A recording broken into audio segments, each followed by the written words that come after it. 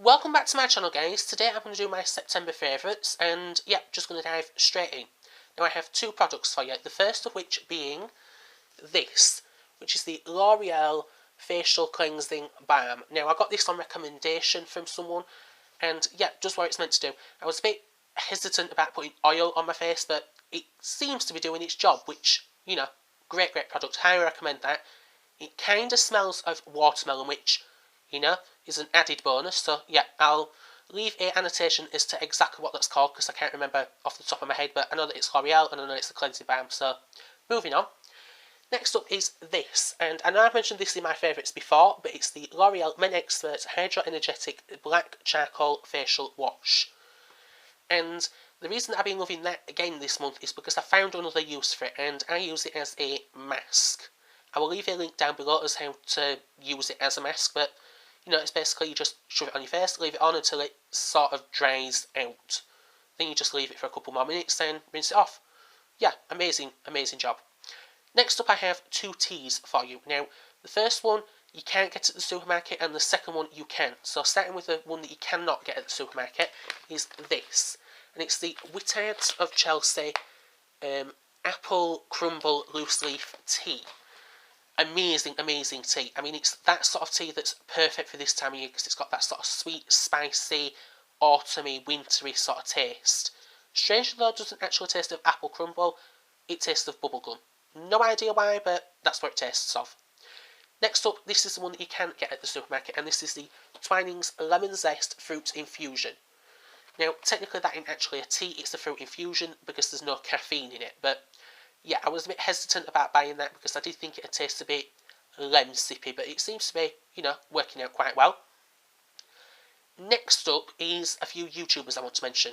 Now, I've got two actual YouTubers and a video. First YouTuber I want to mention is my friend Savannah has launched a new channel which is called How to Adult. I will link it in the description bar below. And yeah, her previous video of the Maze Runner review, it's not a film that I'd want to go see, but I do like to keep up to date with reviews in case it comes up in conversation but yeah, very comical and, you know, informative review of the Maze Runner, so please go check that out.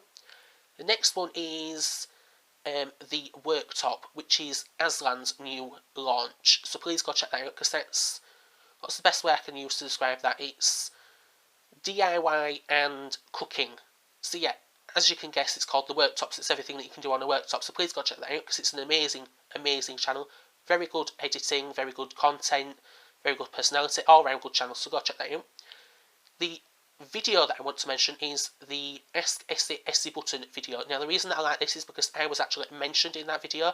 Yeah, very nice to be mentioned in that video, so please go check that out. I'll leave that in the description bar below as well. Next up, I have some music. Now, I have two songs and a strange type of music, so I'll start with the two songs. The first one is the Drew Tabor, Megan Trainor, All About That Bass cover, and I think my brother's about to start an intervention because I must have played that song about 150,000 times this month, and it's just so good. I don't actually like the original, but the cover's really good, so please go check that out. The second song is an original song by Erin Bowman, and it's called Rush.